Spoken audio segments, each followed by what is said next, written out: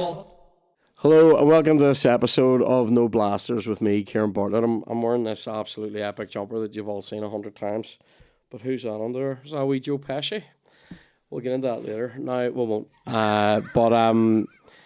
It took me long enough getting into it this morning. Now, today's episode is sponsored by the greatest bakery on earth. It's Doogie's Goodies. What a time.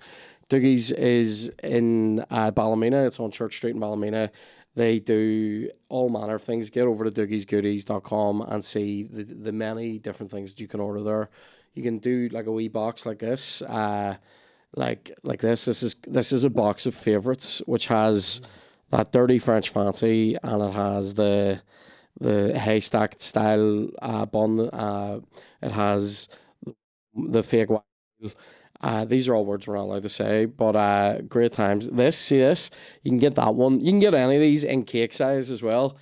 What a time. You can order cakes. They can put images on the cakes. We're going to get into this with our guest in a moment, but they send you wee letters and all when you're a very famous comedian. This is all banter for you, by the way. This is a Vittorio heavy box. And it's a great time. So you can order cakes, you can get them made into the shape of numbers, you can get images put on them. It's a brilliant bakery. Do you know what else is mental? It's not even dear. This is very reasonably priced. It's a great time. So get over to doogiesgoodies.com, check it out. It's a brilliant time. We love them. They love us. Today's episode is also sponsored by the very best in male below the belt grooming. That's manscaped.com. I'm talking to you right now about the Lawnmower 5.0, which is like it's almost like a lightsaber for your pubes. It just goes and then they're gone. You don't even need to be able to use the force. See, because if you were doing it forcefully, you might snag the bag. But here with skin safe technology, no chance of that happening. Very little chance. I believe that you could actually use the lawnmower while being in the tunnel from The Great Escape, which is also manly and great, and you could use it in there and still wouldn't hurt yourself. It's a great time, because it has a light on it. It has a light on it. Maybe if you are escaping from a prisoner of war camp, cover that light so that they don't see you. But then also you could use it to Morse code somebody. Anyway, look, you don't need that. It's all about shaving the bag, right? So use the performance package as well. That comes with like the lawnmower, the weed whacker. It comes with some of the toiletries, the other products they do, like the ball toner, the ball wipes. I would use the ball wipe of an occasion, say on what you might describe as a humid or greasy day, but then I'll definitely use the ball deodorant on almost every day. Keeps them just smelling nice and fresh and just feeling fresh and moisturised, which is a great time for a man. Now, or male adjacent, but anyway, I hope you enjoy it. Manscaped love us, we love them. Get on over. Use the code NOBLASTERS20, which is the word NOBLASTERS, the number 20, all one thing. NOBLASTERS20 for 20% off and free shipping. Now, today's guest is none other than Belfast via London, London via Belfast, comedy legend, comedy hero, superstar, Vittorio Angelone. How's it going? Thanks for the buns. No problem. Here, mate. They've done it all. This is. Have they seen my show? Here. They fucking must have. Check us out. Because this is all bowling what stuff. A time. That's absolutely Explain mad. for the viewers the significance of the bowling. So my whole show is about how Pete Weber, this guy on the buns here, he's a 10-pin bowler in America. He's my hero. Right. And that's what the show's about, because I fucking love him. Because you know the video. The video of him. That guy. Yeah, that's mental, yeah. That's Pete Weber. Mental. He's the fucking best. What age is this guy? He's like 70. He sent me multiple cameos. Is it your... And he was wearing WrestleMania t-shirt. Is bowling like a sport that you would follow? I don't like bowling. You just love him? I just love Pete Weber. That's great. Although last night in Derry at the Nerve Centre, they had a Nintendo Wii backstage. Oh, with the and bowling? I was Wii bowling. Oh, wow. I was Wii bowling in the interval and all. They were like, the show's about to start. And I was like, no, it's not. It's more crack than actual bowling. For me, anyway. It wrecks your arm, actual bowling. Mate, it see really whenever... does. I know. And you know what? You're not allowed to say it. You're not allowed because of the woke brigade. No. Can't say anything these days. My shoulder. Right? No, you're not allowed. Do you ever, I always feel. See if I hurt myself doing something that other people would probably find easy. I feel like I'm not allowed to say bad. I've been hurt. Yeah. Do you know what else I've discovered? Like in the last year, people think it's funny when I'm sick. Like it's really annoying. Like on like a like if I'm I don't mean like when I do an amazing solo. I'm so sick. Right? No, like when I have a wee cough at the minute. See, when I have a cough or I splutter, people laugh, and I'm like, no, that's weird. Why do you think that is? I don't know. I think I must ripple or something. I don't know. I started like you know when you just get a little catch or a little tickle in your throat. And there was about like 20 minutes left in the show last night, and I just started. So melt. Just thought I was actually gonna die. This is fairly grim. I've had trouble in the last sort of year of shaking a cough once I've had it, because I'll be gigging, so I'll be singing. It takes ages. Like Edinburgh was just like a complete shit show after the first 10 days. But like the other night, so I did Armagh last week. Great gig, loved it there. I'm doing that tonight. I'll never be back. Anyway, that's me with Oma. It was dead on. Oh my god, Oma. Oma, really? It's the worst show. I like Oma. Dilly's. The worst, yeah. It's weird, isn't it? Because you'd probably have a fucking screamer in Armagh night, and mate. But Casey was like, Connor Casey runs dailies. Yeah. He was there afterwards, and he was like, it wasn't a lot of the regulars. And I was like, well, you would fucking hope not, because they hated that. Oh my god, that's mental. It was awful. And do you know where they like it, but they're not pulling their weight? Yeah. They were just sat there. Mate, our ma felt very much like we're all sitting here enjoying this, but we're enjoying it too responsibly, and we're gonna go home totally sober. There was people in the front row in like pajamas. That's just. Do you know what I mean? Which I do generally encourage. Like wear your pajamas out, I think. But like, if you're coming to my gig, you know, step it up. This isn't Tesco. Or be scum and wear your pajamas and drink. Yeah, be mad. You should be mad if you're in pajamas. Like, I'm wearing these, so because I'm gonna be so blocked. I don't even have to get changed. Yeah. I'm gonna shit these jammies at your gig. Like no, because like people, it was just I thought it was a bit staid and a bit fucking. It was just a bit beige. I didn't love it. There was one other weird one in Bristol. I walked on stage and two women in the front row were playing cards on their lap.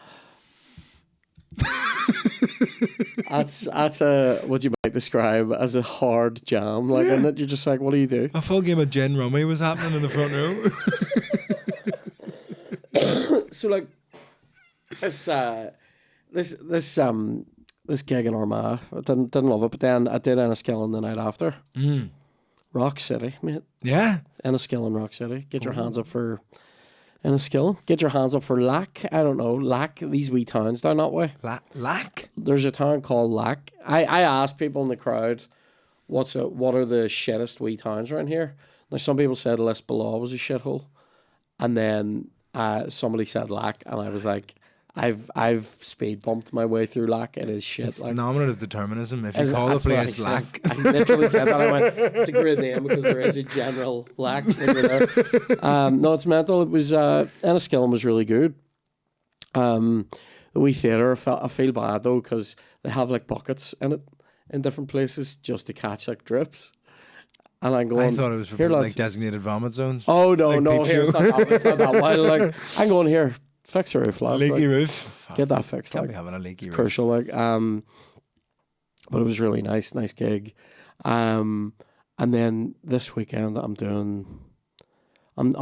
is it. I'm doing Derry, Portaferry, and then I'm away for like 6-7 days. You're over to the. I hate calling it the mainland.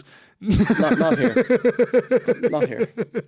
No, this is the mainland. Yes, you're going abroad. You're on your international tour. Yeah, I'm doing my international sweep. Yeah, this is the mainland. Everybody wants to be here.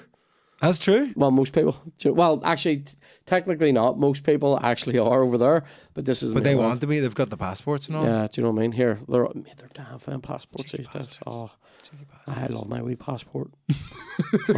my wee silent rebellion in my pocket. Would you? That's so funny. That's all like that's like just takes nowadays. You like miss the troubles, but you're like, see if it all kicked off again, would you fight? And you're like, Nah, I've got my wee passport. Here, why would I fight whenever I can go to Camera whenever I want? You know what I mean? Just go to Clarny. No, if it all kicked off, would you fight? What a great topic. Let's drive around that in a flaming bus. Now I don't know. I wonder about those we doing gigs sometimes regionally here, because I tend to enjoy them, but see when. Right, I don't know if this is a thing. I feel it's definitely a thing for me. When I'm doing those regional gigs, right? Mm-hmm. See if I enjoy it, I go, oh, it was down. I was worth it. I was worth it going out for. It was worth the hour's drive. Yeah. See, whenever a gig like that is even average, like Armagh wasn't shit. It was just like 7 out of 10. Yeah. It really it destroys my driving out of Oma. I was like, why does anyone live here? Mate, I very much leave. Dan hates that. He loves it. He's from there. Very sorry. I drive out. I drive home from gigs like that, or rather, Chloe drives, and I sit there bitching in the passenger seat. Now, my wee cousin drives. I love tour it. manager. Yeah, it's great. Here, see when you don't have to think about driving. It's great. I'll be sitting there giving off, and I'll be like, I'll be very much. I never blame the town. I blame myself for believing in the town. Oh, that's why I'm at that. Wow, you gotta know that you started. You're like a girl who's been like in a couple toxic relationships, and she's like, "Why do I always pick that kids?" I'm a shit magnet. Yeah, that's it. I'm stopping going for bad boys. That's it. Me and Maher felt are over. Oh, I'm sick of him treating me so shit. That's the last. It's the last time I fucking let Armad dig me in the forehead. Now made fucking. I don't know what it is. So Maher felt was ropey. It was ropey the other way though. It was too rowdy. Yes. Yeah. Which I don't mind as much, because you can spin bad energy into good energy. Yeah. But a lack of energy. It's the laws of physics. Yeah, it is. You can't create energy. It can only be transferred. I like that. This is what happens when you get two people who went to a grammar school on a podcast. The same grammar school. We were talking about this in the car. Aquinas, Diocese and Grammar has very produced... Tashley Rabbit. We've mate, it'll set you free. So it'll set you free and let you run loose in Cherryville, right? That's unbelievable Aquinas banter. If you don't know, Cherryville's the big park beside it. Anyway, so was this still a thing in your time? The mile run? No, mile run. No, what's the mile run? I've talked about the mile run, have I? The mile run was when the PE teachers couldn't be fucked taking PE. And they would just send you out. Have I talked about this?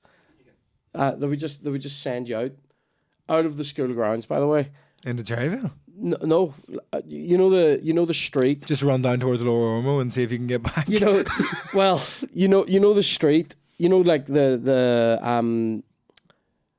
there's like a back entrance to the school. Yeah, that's the way I walked in. You know that street. Yeah, I don't know what it's called. It's like the longest straight street. Knock Bracken or something. Something like that, right? And it's like it's out the back of Cherryville as well. Run down that until the end. Now, you're meant to go right. On the first time I did it, I was... Go left, get a sea fry. I went left, followed the smell of a sea fry. Ian's Home Bakery. But I went down towards sea fry and ran into, like, is that Mount Marion? Yeah. I ran into Mount Marion the first right time I did the Craig Estate. Yeah. And my wee fucking... I was like a pedophile's dream. A wee slow but very sexy wee fat boy. With like, you know what I mean? Just a wee cross. do you know what it was? A wee sky blue, right? Because whenever, right, so when the first PE kit we had, you had to have like track bottoms, shorts. Yeah. The purpley GAA top. Yeah. But also one item was like a wee sky blue I think I know t-shirty the exact thing. One. Yeah. But like this was like you had to have all that, but everybody tended to just wear track bottoms and or shorts and the Gaelic shirt. Yeah. But I the first time I did PE, we went on, or one of the first times we went in the mile run, and I was late getting there. Our bus was late getting there, and the other wee lad from my year, who was on my bus, wasn't doing PE that day. Yeah. Because he also did drama like me. We were PE dodgers at this time in our lives, right? But I had my gear this day, so I get there and I'm late getting ready. Everyone else is already out in the run. I go out after them in my wee slinky blue vest, like, and I'm like running down. I get to the end of the street and I'm like, which way? It must be this way. Yeah. And I went left and just ended up in the middle of the state. They had to pick me up in a car. But that's a scary place. Isn't it? That's like, you might as well, that's like Snow White running in that forest. Like, do you know what I mean? Just fucking. That's where George Best grew up, I think. I am over my Murray, yeah, that's right. So like, somebody will probably, do you know what? Now someone's gonna type in his exact address and go, technically I doesn't, and you fucking fuck up right now. Anyway. Over that way, right? So, but mate, the mile run, oh my god! And then what happened was, so what you're supposed to do is go up that big long and then back to the back front down gate, Ravenhill and down in through St. Joe's, nice right? finish, So, because in my time the big front gate of the school wasn't there, and we shared the entrance. So were you not in the new building? I was there for like the last 2 years. Right, yeah, because that was the big sale. Yeah, when we were arriving. It was like, got a building. It looks like 2 bananas. It's 2 bananas. I remember when, do you know, this is press. Like I was there. She was like VP when I was there. Right. We had Mr. McLean and Mr. McCallion, the OG fucking first. White hair. Yeah, I think yeah. He was at the open day, but not when we arrived. He used to love coming in and going, oh no, that's McLean probably. If Press was your principal. Yeah. McCallion was before McLean. He would come in and go, he was the first principal. He would come in and go, let's get organised. And everybody did. He was great. Were you, how early were you? No, it wasn't like the first. You weren't one of these people. I always find it mad when people are like the first year to be in a school. No, my sister's year was the first year. That's crazy though, isn't it? Like you're in first year and there's nobody older than you. But she joined in 6th year. She joined at the same time as me. So she started lower 6th when I started first year. Right. But her year was the oldest year in the school. So when she was in upper 6th and I was in 2nd year, it was the first time there was 7 years of kids in the school. That's so crazy. Yeah, it's mental. So like they took a photo of all us, like together, all of us, the whole school. Then when there was a full complement, ages out on that on the all weather pitch where the new school got built. Yeah. Fucking weird. So like, yeah, that's basically what they did. They knocked down our school and built an all weather pitch. But they took our all-weather pitch and built a new school on it. Weird. All-weather pitch, i.e. you're getting that in your fucking knees and gravel. It's never coming out. Yeah. Just actual gravel. Just like if you get an x-ray in your 30s, like, they're finding bits of that. It's like, yeah, Kieran, you have a bit of arthritis developing your lower back, and there's also 6 spoonfuls of Aquinas gravel in your fucking thighs. But no, mate, the mile run, they would send you out, you'd run round, and then when you got to about 3rd year, the 2-mile run. I remember thinking maybe it's a different course. Lap it now.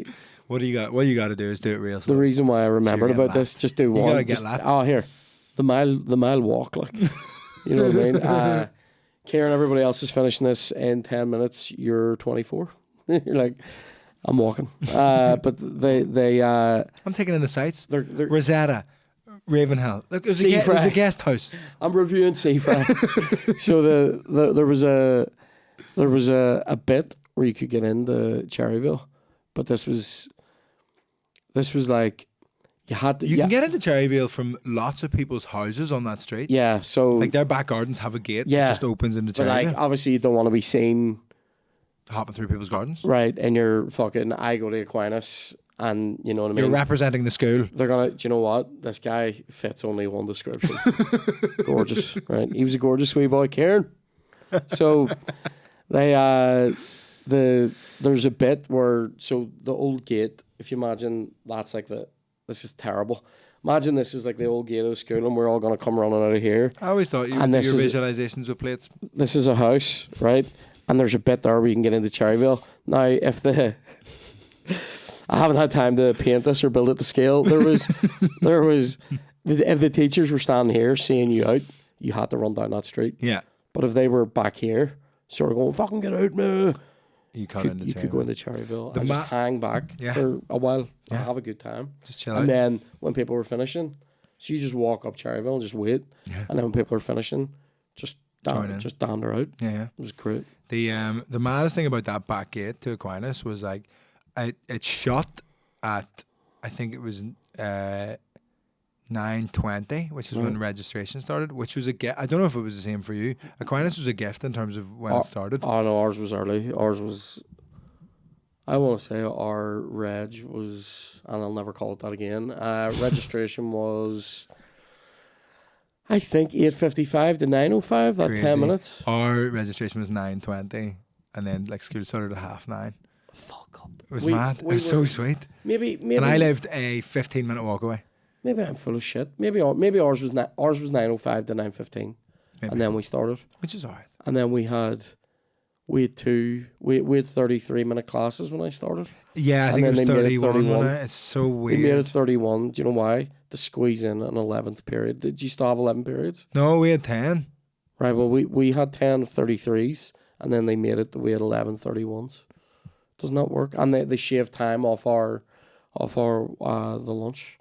Lunch went from being 40-ish, 45 minutes to being like 35, something like that. I think our lunch was like 40 minutes, which is just rough. It's rough to try to get to the Ormo and back in that time.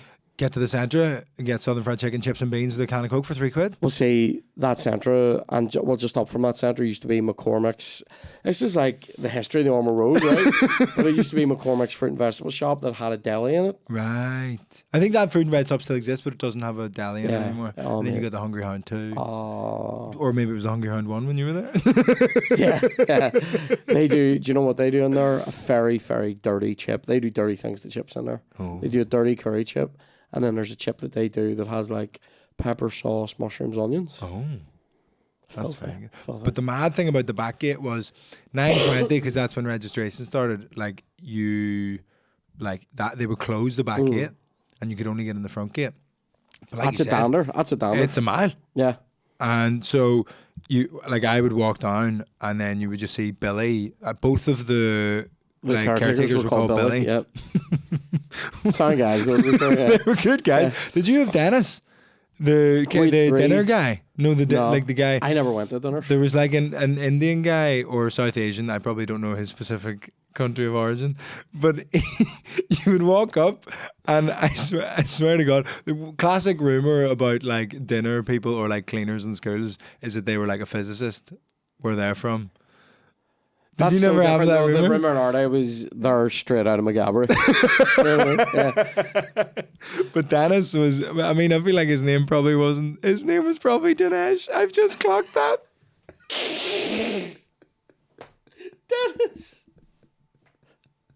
Dennis. Oh my God. Why do you spell Dennis with a H? Oh, man. That's fucking wild. But you'd walk up to the dinner thing, and every time we go, "Yes, boy, what do you eat?"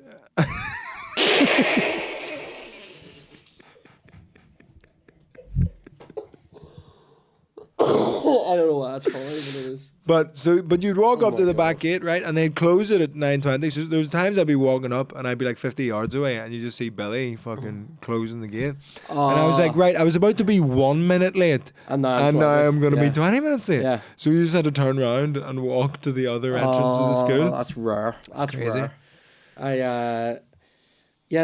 Our bus would sometimes just take off, like leave you, like. You know, you were a bus, but I was jealous of the bus people for school, because if you sleep in and you miss the bus, when you arrive at registration, they're like, "What happened?" You're like, "Oh, I missed the bus," and that's a valid excuse. Yeah. And then I was like, "But I slept in." Yeah. I just didn't have a. But there's no excuse because you're 15 minutes away, so you sleeping in is like. Also, I never slept in. You got up at 8:30 instead, whereas me missing the bus is I got up at 20 to 7 instead of 6:30. Yeah, but I mean, I never really slept in. What I did is the really good stuff on ESPN would start at 9. So you'd catch a little bit of like classic basketball. Yeah. I'd be like, "Oh, fucking mad!" And then at 10 past, you'd be like, Michael Jordan would be playing. You'd be like, "Oh fuck, need to go to school." Yeah, mate. No, I missing the bus on the way to school was one thing. I'd probably just take a day off. Missing it on the way home was dog shit. You know, like how'd you miss it? But the big roundabout? No, you didn't have the big roundabout. You used to have to walk to out to the road. But like, if a teacher was, you know, sometimes like, especially when you were older, I don't dismiss you, teacher, or the bell doesn't dismiss you, or like, you know, they're giving homework out, and you're going, fuck. You get your shit. You get out, or you know, you've got to fucking pick something up from like. I would maybe be walking out with a guitar or a fucking pea bag or something. You're like, fuck, and then you get out and you're like, and you just see it going, bus, and you're like, oh, bollocks, that's it. It's 2 buses home. I remember once because we had Phone your man, be like, I'll be home at 9. We had the roundabout where the buses would pick us up, and I wouldn't get the bus home obviously, but if I was going to the School of Music, which was North Belfast, I would get like the Fort William bus, and we'd get all the way up there. And myself and my mate Ryan were stood at the bus stop, and we just decided to hold hands. Just for a wee bit of fun. A wee bit of warmth. You know what I mean? And I've never seen like the staff of a Catholic school freak out more. This like chemistry teacher came up and was like, "What are you doing?" Oh. We were like holding hands. And she was like, "Stop it." And I was like, "What? Why?" She was like, "You're not supposed to be holding hands." And I was like, "Where the fuck does it say that?" Show me the school rule. Yeah. What are you talking about? This is a problem I think in Aquinas was there was a wee economy built on rules like that, right? That no one would ever talk about.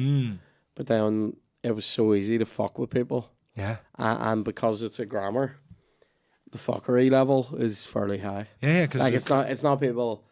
I don't know what it was like when you were there, but when I was there would have been less like out and out, say like people slabbering at teachers or out. No. It's psychological warfare. It's all deep dive. I brought in a little bell and hid it underneath the desk. It's deep state shit. And every 3 minutes would just ding, and the teacher would be like, "What the fuck's going on?" I love that.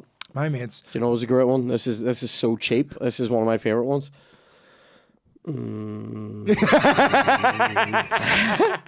Get 6 people doing that up one side of a room. Oh mate, up one side of the room. People are like, you get other people to like look around and go, like, is that the heating or something? Just fucking mate. Teachers walking along, you're looking at them going. My mates Ryan and Adrian in maths class just gradually over the course of an hour, like a double period, so like an hour and 2 minutes. Yeah. They gradually, like bit by bit, they were at the back of the room, bit by bit, just turned their desk fully the whole way around. Amazing. And then at the end of the lesson, like while facing the back wall, went, "Miss, should we leave our desk like this?" That's so good. That's so good. Fuck maths. Oh, fuck it. Did you what A levels did you do? Did you do maths? I did music, maths, physics, and psychology. Jesus Christ, mate, that's hardcore. Like music and maths. What was the crack with music when you were there? What was your instrument? I studied percussion at university, Right, but I played okay, violin a wee bit as well. Right. I don't know why I was about to make a complete con of myself and be like trumpet guy. Anyway, so trump. That's what you like. Anyway, so oh mate, did you ever just like fuck classes off and just go to the music rooms? Yeah, I did that. Like, that was crucial. I've got something. I've got something. Mate. Yeah. I've got whatever. Miss fucking you know who, like the only music teacher. Not a fan. Yeah. Oh really? Not a oh fan. mate. We all got pulled in because we found out that she was using GCSE BBC bite-sized notes as our A-level notes. And like, Wow. and some of them were literally just screenshotted from Wikipedia as well. I was like, you gotta have better lesson prep than this. That's crazy. At least cover your tracks, like for fuck's sakes. And then, like, literally just cropped out the top of the page. Unreal. And somebody posted it. Somebody posted the bite-size link on my Facebook.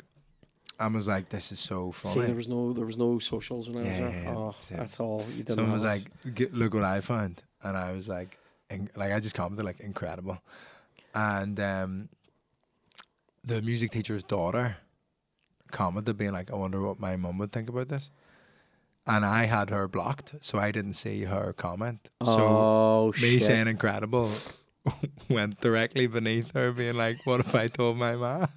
But also, I think, look, if your parent is a teacher in a school, you can't be touting. Like, No, crazy. because there was 2 or 3 of those in my year. Yeah.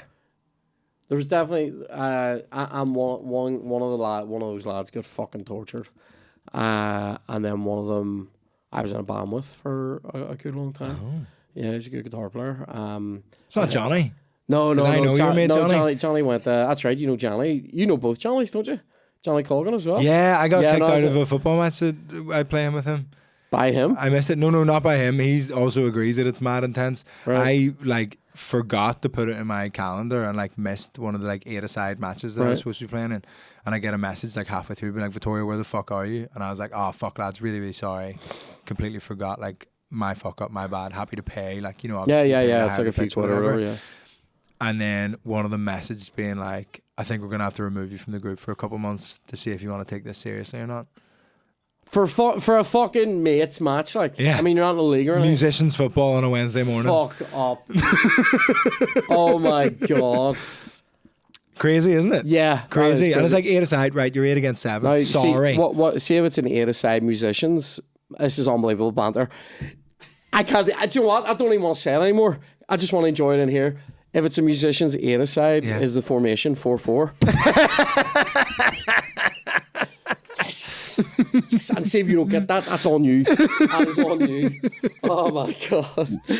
Oh, I'm so happy, mate. That's like, I love it. Oh, I'm Kevin Keegan in my own joke right now. I would love it. Oh my god. I would love it if you got that. Oh, it's so good. Fuck me. Oh, great days. Yeah, man. So I know both Johnnies. Yeah, I went to Johnny Martin initially, and then Rathmore. Yeah. Scum. Yeah. Fruits. Absolutely. Everybody goes to Rathmore's and fruit. Is that bad? Can you not say that anymore? See Rathmore. Yeah, but it's because you're not. I'm not saying they're gay. I'm not saying they're gay. You're saying they're fruits. It's different. It is different. The grey trousers. What's that about? I see Rathmore people now, like on Black Road. If I'm going to my mum's or something, I'll see them and I'll still want to like shout abuse out the window. You're like, yeah, you know what I mean? Fucking bitches in fucking third year. Oh my god, 2001. Right, you know what I mean? Rathmore is mad because it is like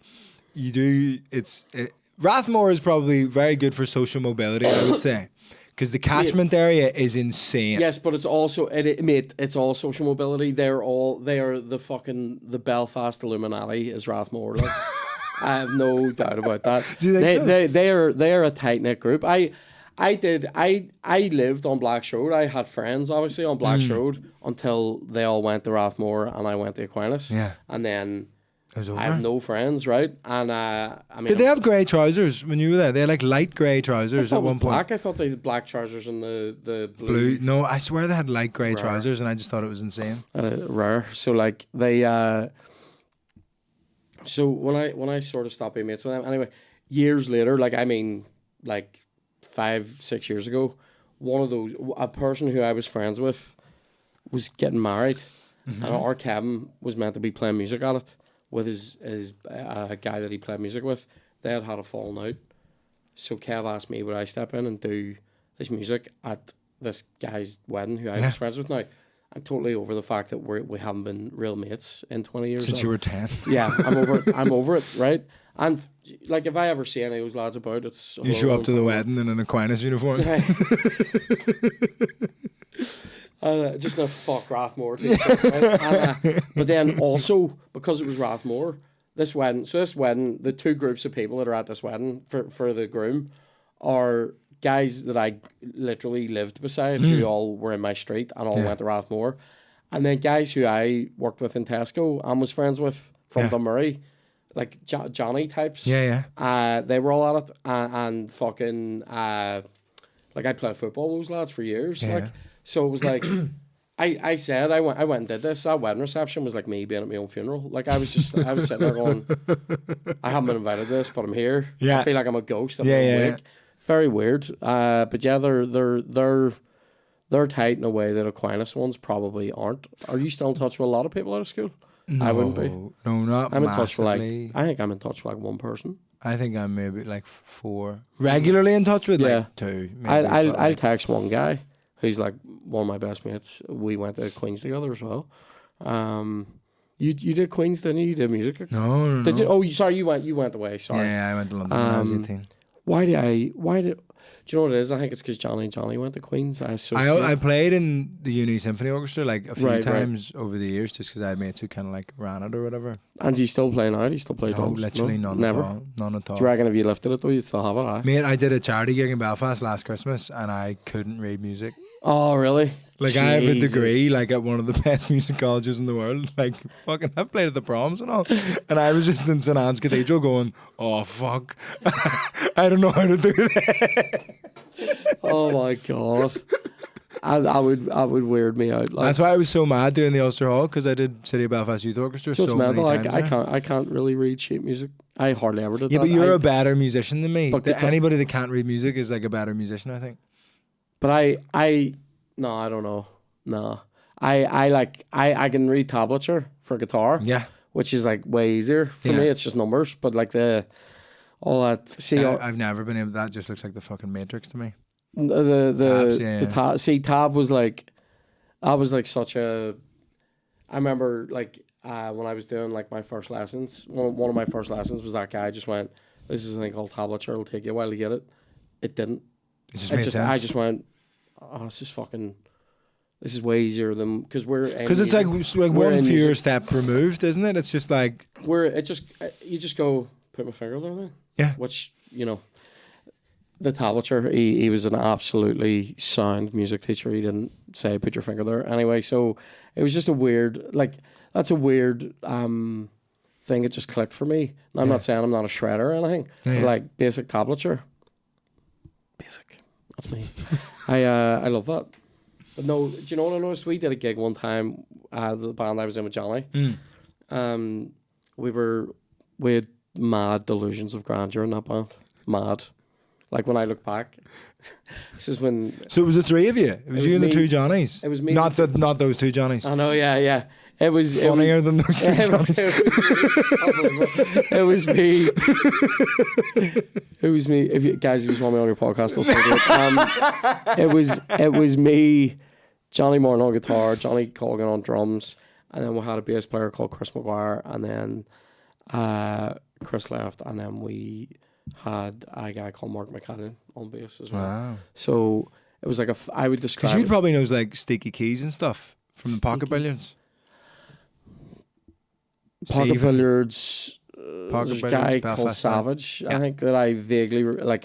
He worked at Aquinas when I was there. He went to Aquinas. Yeah. They were older than I was. They were in like lower sixth or something. I was in like second year or third year. I loved spotting them. Like he just like a tattoo would show every so often, and they were wearing DMs the whole time. Yeah, like teaching. I was like, these are mad. I think when we played, with them a few times when I was in Steer Clear, which was more pop punk sort of stuff. With what about you? all that. When I was in Thief with Johnny, it was more like a funk inspired. I love how excited you get. I know, mate. It's mental. It was more like a funky sort of, it was pop rock with a bit of funk and jazz vibes. Yeah. Right? That's very Johnny Martin, isn't it? I mean, that's very Johnny Martin. He's the Ictus. He was the fucking song guy in that band. Like, great songwriter. Like, but like I remember, Johnny's influences range from like fucking Prokofiev and like back to like Darren Hayes from Savage Garden. Yeah, right? I remember one time. We had this song called "I'll Be Fine." It was a great song, like, and Johnny wrote it. And there's a bit in it where it goes, so the chorus sort of goes like, "I'll be fine, don't worry about me, babe." And Johnny Colgan fucking everything's syncopated. It's fucking unreal, right? Yeah. And Johnny Martin would write these like brass and string lines for it, and then bring in brass and string players from Queens and record it and all. And that's why I started talking about this band, because when we the Delusions of Grandeur, we did a gig. We did gigs. I think we did two of them. Definitely did one it was called Thief, Strung Out and Brassed Off. And we had like a live string section, live brass section. It was like I think there's like 10 of us on stage. Everybody's making 20 quid each. And it was, do you know where we did this? At the Alleys. I think we paid them, right? And we paid Auntie Alley's, and then we paid the string guys. You're making no money on that. That's what's crazy about music. No coin, right? Yeah. And it was like, lads, there's enough for two of us to get an emerald. Right? R.I.P. the emerald. Oh my God. Curry half and half on my way home. Unbelievable. Snack box. People love snack box. I don't. I see when it's. You don't like chicken balls? No, I hate the phrase chicken ball. You're in the pocket of big prawn cracker. I just like, do you know what I want? I want to curry half and half, because do you know why? I can't get poisoned from it. I can't get poisoned from it. You know, whenever they're... I think my body has adapted to chicken balls. You know, but you know when they're shitting it out and there's like 200 people at the door and they're just going, I worry some of them chicken balls are going to be a wee bit pink. Oh. Stinking balls. That's what you're going to be left with next morning. So anyway, we did that gig. There was the Emerald and then there was Sunshine on the way. Oh, I up remember the Emerald, Sunshine. which I used to have a great cheat code for, which is I knew one of the delivery drivers. Right. I would just go in, order the Chinese, wait for the delivery driver I knew to come and pick up somebody else's and go, can I have a lift? That's great. And he would drive me home. That's a real life cheat. Although some people have said the hack actually is to order a Chinese to your own house, walk to the Chinese, and when they call out your like order number, just say to the delivery driver, can I jump in the car? You're going to my house. Why don't you just get the delivery driver to deliver it to your house? That's exactly what I just said, no? No, but like you stay in the house. No, you're out drinking. Oh, right, sorry, right. And say you're getting an Emerald. Say you're getting an Emerald. Right, that's cute. You just walk in and go, can I get an order for delivery? And they're like, you're right here. So you're getting you're getting a taxi home and a Chinese. For the price of Chinese? Delivered Chinese. See if I'd been told that in my 20s, I would be dead because I would have had all that extra money for the Chinese. Oh my god! Oh, that's so good. Stop getting. I didn't get that. I'm going. Stay in the house. You're like, you're already out, cunt. You know what I mean? No. He's like, what do you mean out? When what do you mean at night? When Call of Duty's on? So there was a time in my life. It'd be funny if somebody did a mashup. Sorry, my brain's fucking fizzing right now. If somebody did a mashup of Line of Duty and Call of Duty. If they did like Line of Call. It's just fucking, yeah, but it's just... Soap McTavish. It's just fucking Adrian Dunbar fucking telling people there's a grenade coming. There's a grenade coming up the leg of the bubble. Adrian Dunbar in a ghillie suit. Oh, don't start me about ghillie suits. I've been watching an airsoft guy. Fucking, there's two of them. There's airsoft cam. And people get so pissed off. They're right there. Yeah, they're right there. Like, the guy's like lying like this completely. This is live camouflage you're about to see here, right? The guy's lying like this. He's got the gun out here, and he's like an airsoft sniper rifle, and he has a camera on the scope facing that way, and then he has a camera maybe on the end of the gun so we can see behind him, right, in the video. And he's sitting like this, and some guy literally come up behind him. There's one where a guy kneels on his back and doesn't even know he's there. Oh my god! And you're going, that is next level. Like, I mean, you have to imagine, or what airsoft is basically heightened laser tag. Like, that's what it is. Yeah. Well, I think heightened airsoft, heightened paintball. I think airsoft or paintball should be an Olympic sport. Oh, I would watch it. I think that if you had like 10 aside, airsoft or paintball, maybe like capture the flag in the Olympics. And then you just get like Navy SEALs versus like, do you know what I mean? Yeah, just actual like military Navy operations SEALs versus like SS. And there would be grudge matches at the Olympics. Like anybody if you had, against the Spetsnaz, like, you know what I mean? Just have like Russia, Ukraine in the final of the Olympics. Just guys using live ammo. Like, that's what's happening right Russia, now. Ukraine's probably the worst one because Palestine don't have an Olympic. They compete under the Olympic flag. Yeah, the refugees. so good. I think that's the coolest. I've always wanted to compete under the Olympic flag.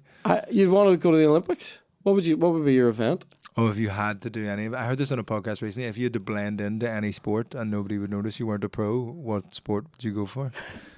Darts. Or snooker. I'll get away with snooker a bit, but there's a lot of bending. I'll go darts. Yeah, I mean, there's like Luke Littler in darts now. Yeah. His pedo girlfriend.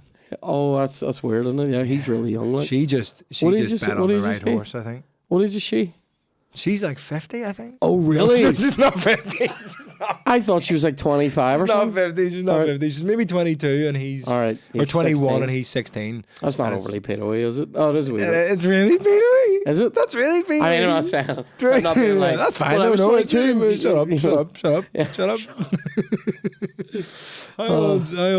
She's 21 and he's 16. That's a wee bit That's so bad. That is weird. Do you know what it is? Put it in context. That's somebody about to finish uni going out with somebody finishing their GCSEs. Yeah. That's weird. That's really bad. You're both doing exams. Yeah. at slightly different times in the year. There's a comedian from Liverpool that I was making fun of recently, Rob Thomas, who would be, I would say, like He's so smooth. Yeah. That's a joke for anybody over 30. Go ahead. You know the song? Santana. I like Santana, but I don't know featuring Rob Thomas. the lead singer of Matchbox 20, ladies and gentlemen, and no one respects him anymore. Vittorio's generation don't respect him. I'm old. Born. You're making me feel ancient. I'm going, oh, the song was massive when I was at school. You're like, I wasn't born. Yeah. But yeah, he's maybe I would say like a very similar build and actually look nowadays with the bald head to Dave Elliott. Right. Okay. Similar build and look to Dave Elliott. And although like skinnier legs, Dave's quite like solid. You know what I mean? Rob Thomas. I don't look at their legs to be fair, but Rob Thomas looks like a toffee apple. Does that make sense? yeah.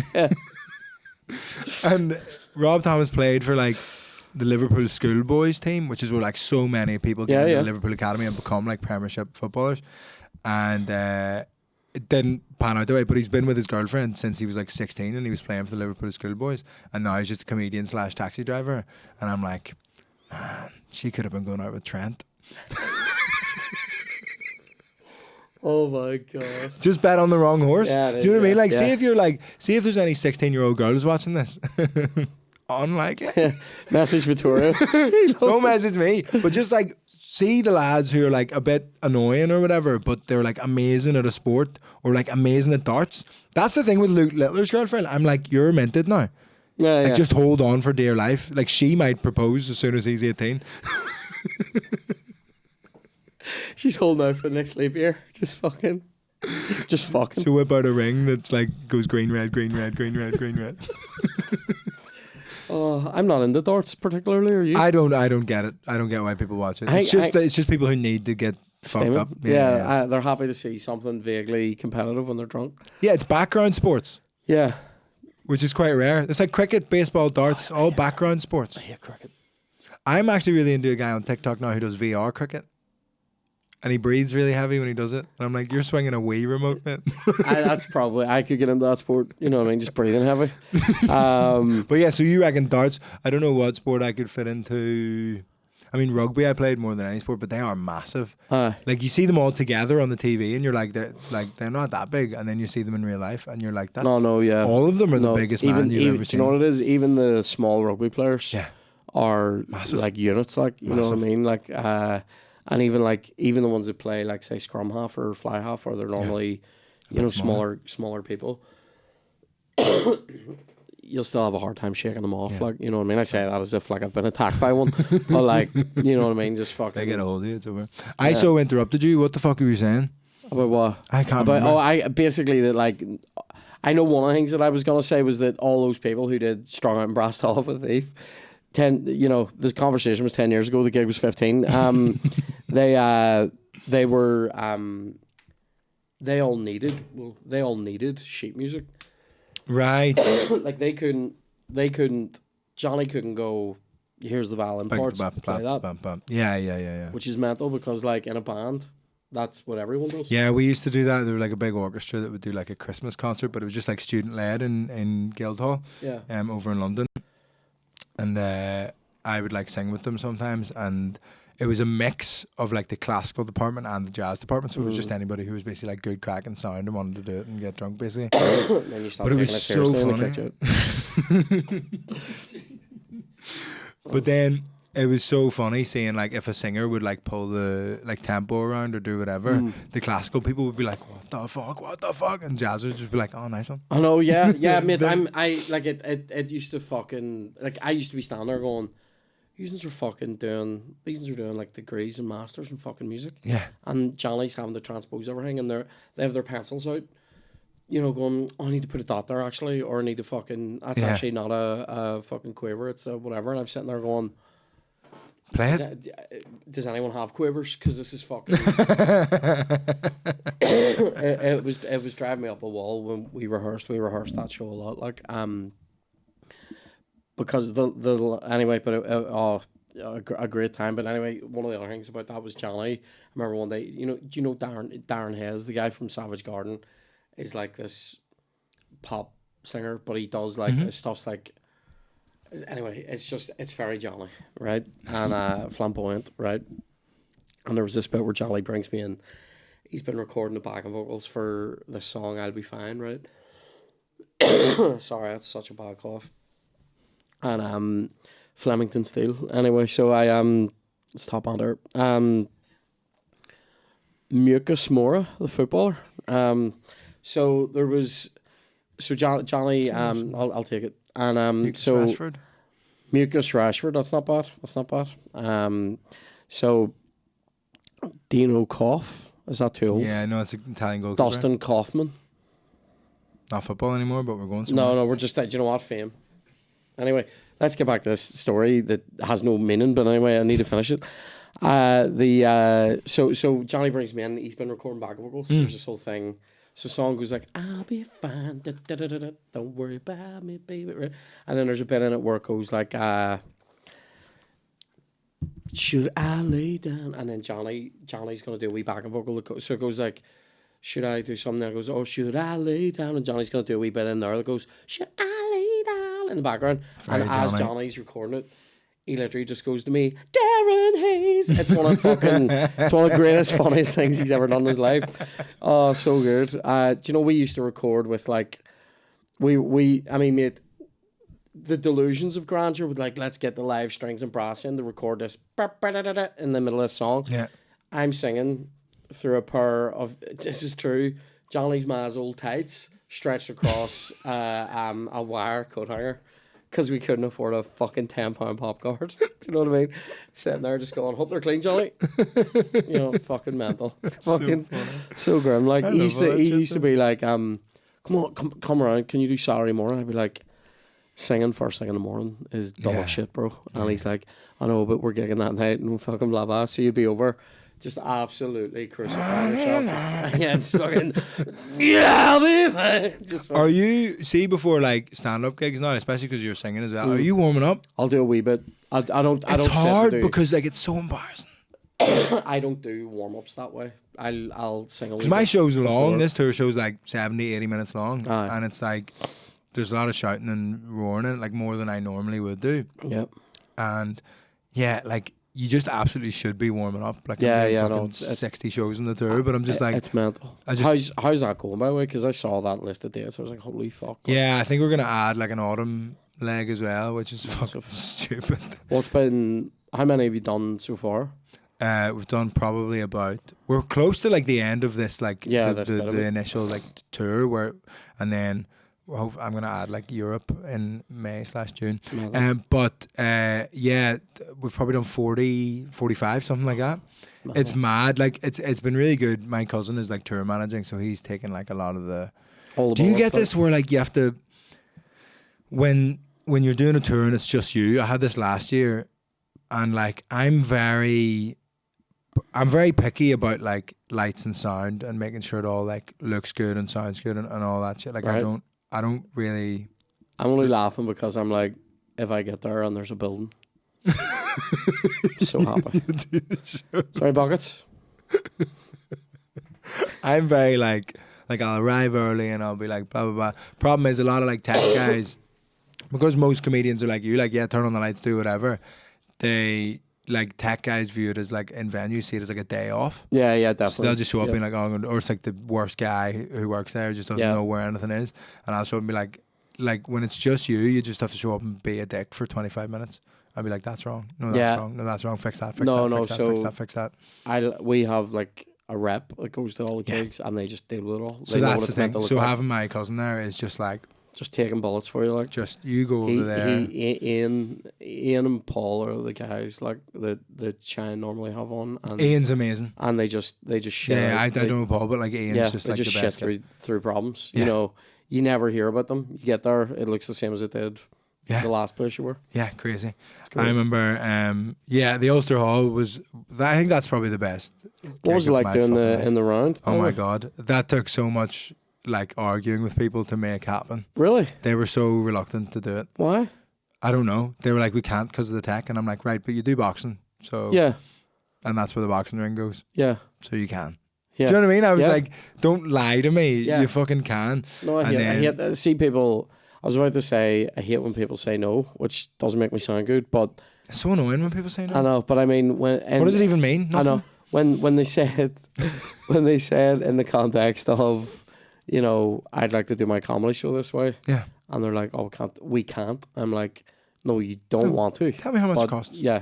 We'll do it. Yeah. And let me tell you, doing it in the round with all like mad lights and stuff, I've made 12 quid doing the Ulster Hall.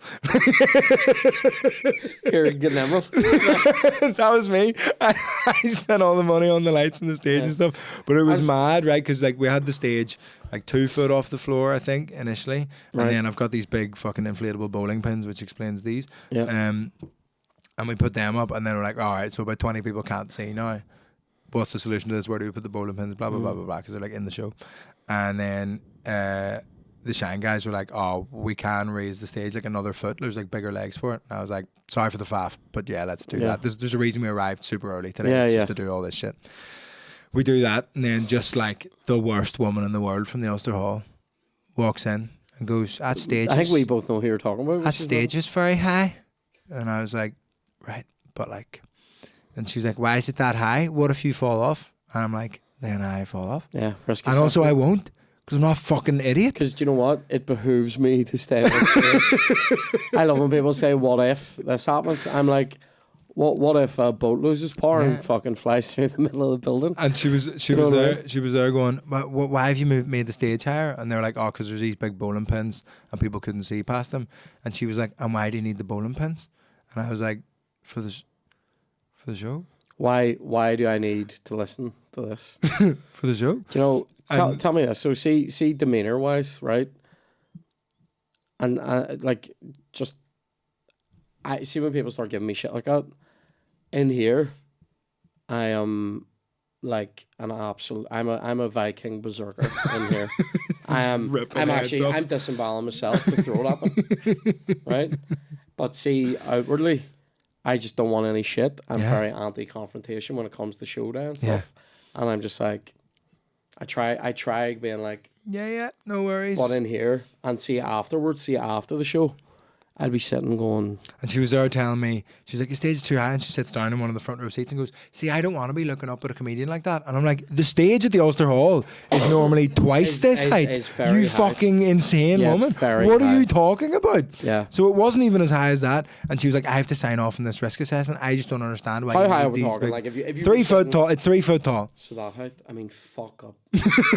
Fuck up. Do you know what I mean? Like and I'm sure other people have done this, but when somebody said to me you were doing it in the round the other day, and I thought of Vicious Circle by Dane Cook, which is like the special. It was big, like fucking years ago. Where I just went, oh my god, that's fucking class, because he all of his shows, he did them all in the round. Yeah. So he'd do them in like ice hockey venues. Yeah, stuff like stadiums that, in the middle, and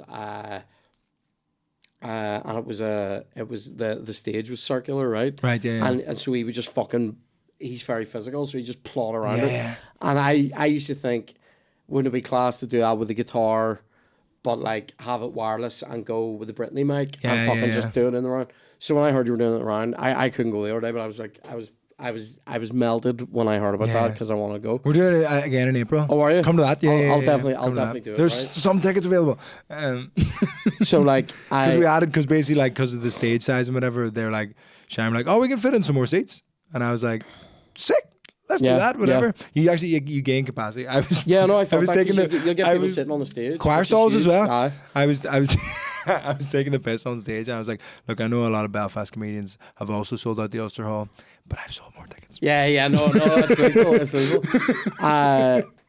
So I was like super excited about that. So like, but I was gonna say, like, see, dealing with people's shit like that on the day of when you're gig, just trying to do something class. when you're just, isn't it? Not to be a cunt about it, but I'm like, people are gonna walk in here and go, oh, this is class. This is mad. Yeah, I mean, I'm through the roof. And the buzz was crazy. It was so exciting. And like, do you know, like, I've never done the Ulster Hall like the long way. I've never even opened for anybody like that. But everybody says it's very long. It's long and like, and slightly frustrating. A lot of the sound, you probably won't have had this then. A lot of the sound just goes right up, and in you the middle, don't feel the kind of big laughs. Connection. Whereas when everybody's pointing different directions, when a laugh kicked off, the entire room right in the middle of it, just filled with laughs, like, wah! and it was just like fucking hell, and like hits you from behind. exciting, Like, isn't it? what the fuck is going I don't think there's on? anywhere else. There's nowhere else here you could really do that, is there? I mean, You do the fucking could SSE do it if in you the wanted to have SSE, yeah. 11,000 people in there, but that would be tough enough. Like, we're crowd. We're crowd tonight. Oh, you're man. doing an 11,000 seat arena to like 20 people. Yeah, fuck me. Yeah, nightmare. But I did, to practice, I booked like a smaller one in London. Right, okay. In the round, there's like a very cool venue that Underbelly run in London, and it was mad. It was 200 seats, but the furthest back row was the 5th row. Oh, weird. Do you know what I mean? Because they're all, Yeah. it's like 4 different 50-seater that's rooms, cool. and there was even a wee balcony, so everybody was like right there, and I was like, oh, this is class. Like, Mental. I learned stuff immediately doing the one in London. I was like, okay, you need to like look down. And then in London, to be fair, we had a wireless mic, but in Belfast, we had a wired mic, which was fine. You kind of just like manage it and walk around it. But then I realized, because you walk in circles, you don't spin, because then you look weird. You look like you're in a fucking microwave. Yeah, Like, yeah. But you like walk in circles, and I was like, yeah, I'm doing great. This is all grand. And then I looked down in the cable, because you're just walking in circles holding the microphone. Oh, it's just round it was you? like no, it wasn't round me. Oh, right. It was just on the floor, but it like, you know, when it twists into like a big fucking weird yeah. thing. So as I was on stage, I just had the fucking Undo it. Yeah. Just don't want to get £30 charge. The reason why I said about Dane Cook was like, people at that, he's up. Like if you're sitting, he's up above your head. And yeah, people are looking up, Limelight and 2 going, vibes. I'm going, they'll watch you like. Yeah. I mean, if here they're. Oh mate, can I fight her for you? Just be like, But at one point, like John Maher, who's fucking brilliant, who was opening for me, just goes, "Let's go to the dressing room," and I was like, "Okay." And John was like, "You just don't need to listen to that." And as I was walking out, and even after the show, I was walking out, and some of the staff were like, "We were just told complete lies about this. Like, we were told the seating would be just like a boxing, but it just so wasn't." And all. The ushers had no idea where anyone was sitting. They'd be like, "Here's my seats," and they were like. I melts. They had like twice as many people on one choir stall as the other. It was fucked. Like the room was like packed. I know people that, were just like being taken to the wrong bits of the Ulster I know Hall. that in some venues like that, those people are doing a show every night, and there's a couple of protocols that they probably have. Yeah. But there's also, I think sometimes if you're from here and you're doing a big show like that, people think that they can say, I don't put it this way. I think if fucking Chappelle was in doing the show that you did, they don't say any of that to him. Well, that's also because he charges £100 a ticket. Yeah. So they're making an absolute. Or let's like, I think even if say like some fucking head gambler or whoever, you know, a comedian at the same level who is English or American is doing that. I don't think they hear that. I think you get it because you're from here. Yeah, they just want to get a wee fucking job. And to be fair, the show was amazing in the end. We got it all sorted. Like, and I'm fucking buzzing for the next one. Did you shoot it? No, I got like one camera angle, and as I was doing it, I was like, I should have like I'm filming the special in Glasgow, right, at Oranmore, and like doing all nice stuff. I'm gonna make it look. Oranmore's really good. I'm doing that. Yeah, like, fuck, I'm doing that in a few days. It's class. Doing that next and week. they can put out a little stage in front of the stage. I did that. I did it like that. I think last time. Yeah, it's class. I'm very happy about that. You did me a solid, by the way, with that other venue in London. That's moved. I saw that. Yeah, I saw that. Thanks, I was like, it's you were solid. like upgraded venue, and I was like, I know why. Basically, a venue in London went fucking bankrupt and owe people. I think they owe like 800 grand to comedians. Not to me. Yeah, Kieran Show. 200 grand. Sign up to the Patreon. It's because I was selling the tickets for £1,000. That's yeah, brutal. I gave a couple of people a heads up on that. I was like, there's just no. No, it was a great show. Yeah, you gotta get out of that. Whenever I raised it, it was immediately like, oh yeah, no, that's absolutely true. So, by the way, you're on the tour. You're going to be on the tour. Going to be dates. adding. So there'll be Ulster Hall in April, and then also there'll be I think we're adding another Ulster Hall like in the autumn leg, which is really exciting. I'm just trying to piss off as many ushers at the Ulster Hall as possible. Just like fucking. Make sure I catch all their shit. They're starting a therapy group now. You know what I mean? I told that joke, and I don't know if you've ever heard this joke before. I told it in Derry last night. It's like an old Derry joke that my dad told me from like years ago. He was like, how many people from Derry? Because I had 2 walkouts at the Derry show last night. like very early on in the show. What? They walked out, gave me the finger like backwards over their shoulder, and were like, boring. 15 minutes in, I'm like, give it a chance. Jesus. And Cheers, Derek. Can't wait to be there. But my dad told me this joke about like Derry people are like so particular, and that like how many people from Derry does it take to change a light bulb? None. They'll just set up a support group to deal with the dark. I like that. That's good. That's very. That is. It's true. Like, well, so that's all happening on tour. Are you doing Edinburgh this year? I'm doing it with an entirely improvised stand-up show. It's called Off the Cuff. Are you in Edinburgh this year? No, but even if you pop over, I'm having guests every single day. So right, it's okay. like topics out of a bucket, and like then that. I like that. And people shouting shit and like crowd work, just I like like all that. mad, trying to do like nothing pre-written. Just like imagine like an improv show if it was good. That's the tagline. Well, check out Vittorio's tour. I'm a Thanks for podcast. coming in. I do with and my the friend podcast Mike, with Mike and Rice, Vittorio's Guide to So Parenting. we had Mike on like in a recent episode. He Unreal. was here last week. So Unreal, he's the maddest cunt alive. Oh, he's absolutely insane. But great. Enjoy these buns from Doogie's, and we'll see you in the next one. Take it easy. Bye.